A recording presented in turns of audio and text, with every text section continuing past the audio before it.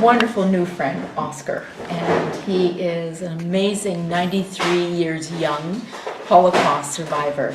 And we're having a little conversation about life being a gift. A wonderful gift. A wonderful gift each day. Because when Oskar was in the ghetto, there was only the choice of life or death, not what am I going to wear today. I'm going to turn it over to you so you can speak a little. Well, you know, it is, when you look at gifts are wonderful. They come wrapped in beautiful packages with bows. But life is one of a kind. That's only one gift you get once. There's no makeovers. There's no redos. And that's why it's so important to take care of that life. Each person should cherish it. It's your life. What you do with it every day is important.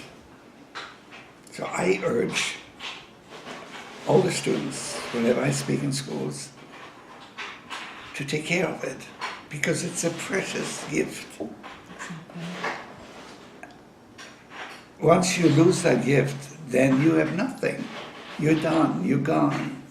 And when you came back from having such poverty, such pain, such suffering, and now into the United States where there's just the abundance of wealth and everything at your fingertips, was that hard to adjust to? It was overwhelming Yes. in the beginning, but then you see that this is the daily life. It's a ritual which you have to adopt. Adopting is nothing new to me. Mom would always say, get used to whatever the situation is. So you get used to it. My mom wouldn't get used to it. I remember when we first came to Canada, and the very first day, she wanted to go out shopping, grocery shopping, because you see, she knows what it means to be without food. And we came to a small supermarket, and within a few minutes, that whole carriage was loaded with groceries, and she said, bring another carriage. I said, why? She says, well, we have to get the food today because tomorrow it might be gone. And I had to assure her, I said, no. I said, this is not Germany, this is not Poland, this is not Europe. Groceries will be in the store every day, and they will be here fresh. So buy only what you need today, or maybe for tomorrow. So you get used to it. You get everything, you get used to it. And it's the regular life, you look around your clothes, the way of living, you get so quickly adjusted. It's almost like, it's been like this for all of my life. We are human beings, and humans do adapt. And if they don't adapt, then that can be disastrous. I heard Oskar speak too about not holding any hatred and being able to fill his life and how he deals with others with kindness, with love.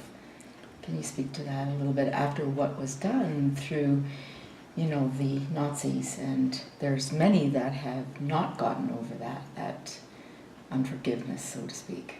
Well, you know, you're being taught as a kid, all three of us were taught by our parents to be respectful. Respect everyone. That includes even your enemies. And you grow up with this. And you can't help, you don't have to pretend. That respect is built into you. This is part of your life. And this is how we behaved. So here we're now liberated. We are free. We're in Canada. We came to the United States. So we're free. We're just like any other people. Now here's the question. Do I forgive the Germans for what they've done? How can you not? Can you just go for the rest of your life to think about, look what you've done to us? who's it going to hurt? Them or me? You. Me. Why should I go and blame someone? Yes, I cannot forget. And that's okay. You can live with this. But to forgive? On many occasions after the war, I came across many of those Nazis which were guards in a special one camp, which was not so bad.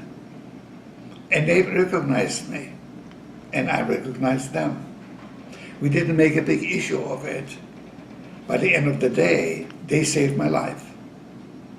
So you see, it's a two-way street. You respect, you give respect, and you're going to receive it back. I have to disagree with some of my own people who definitely just simply are very angry and they still harbor hate. I don't. I wear a t-shirt which says, "No place for hate." And I go to schools in that because I don't have hate. So I'm being asked by students, what did you do with your hate? On the day when I was liberated, I kicked hate out of my vocabulary. It doesn't exist there. I replaced it with love, respect, and tolerance. What better ways are there? And I get paid back the same way. My attitude towards life is one of a kind. I love life. I love people. When I look out, I love everything I see, including the sky. Whether it's blue or dark, it's the same. I like the green on the leaves, whatever I see, the flowers, the birds. It's something which we need to cherish. We make a big issue over it, oh, we don't like the particular people, they look different, they come from different places. But there's something we all know and do in this world. And if we wouldn't have it, we all would disappear. And no one ever thanks anyone for it. See, I thank Mother Nature for giving me what we had before, a lunch. All this was grown. Yes. For our pleasure, our enjoyment. How did it happen? Is it a miracle? Oh yeah, but it might be a miracle to some people. Ask a kid, a sixth grader, and say, where's milk come from? He says, from the supermarket. And we know it is not the supermarket, really. It's from the cow, and then the cow, don't get me going here, because you see, there's a lot of things we have to be thankful for. But most of all, something which most people completely disregard is something we do every second of our lives, and that is breathe. Without oxygen, nothing will be here. So, where are the people? Why don't they thank someone for having all this which we have? Exactly. The other thing that we chatted about is a lot of the survivors are up in years and have already passed. And we are on a mission together, Oskar and I, in preserving the memories, preserving the whole Holocaust, and what happened, what we can learn from it, where we can go from here. Together, we're on a music project, and if, Oskar, you could speak a little bit to what I've shared with you about this music about children. Music and children, whether or not there was a Holocaust or is a Holocaust, but from years way back, where mankind can think about, lullabies were always sung to children. All kinds of lullabies, songs. Because songs is art, and art is learning. So, songs written today teach us about the past. Why do we have history in schools? Social studies. There's a reason for it. We are supposed to learn from past history. And this is the way it should be. So whatever you do with you writing the songs for the children, it is educating not just the children, but even the adults. It reminds them that yes, there was a time once in this world which wasn't kind. Things were done to other people which ordinarily people are not supposed to do. So they have to be reminded. Everybody has to be reminded. And there's a reason for it. That we don't want this to happen again. There should be absolutely no reason why anything like this should happen to any people. It makes no difference to what the people are, what they look like, what their religions are. A Holocaust should not be allowed to happen. And yes, so we have to work. All kinds of people work together to bring forth something so that the future generations can remember this. Because only they can prevent another Holocaust.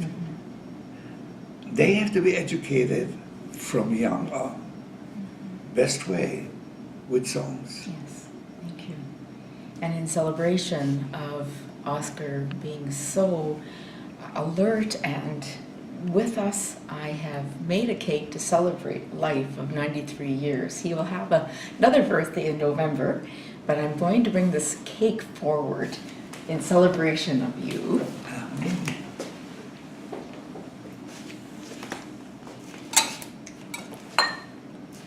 And turn it around. Wow! And I just want to say I am so grateful and thankful that you're in my life and that you survived, and you're such an inspiration to my music and then to me as a person. Thank you so much. Thank you, thank you, thank you. Now my question is, are there really 93 raspberries here? That is the question. I said to It's beautiful, though. would you like to count? No, no. I think we just eat and enjoy. This is great. Yes, this is.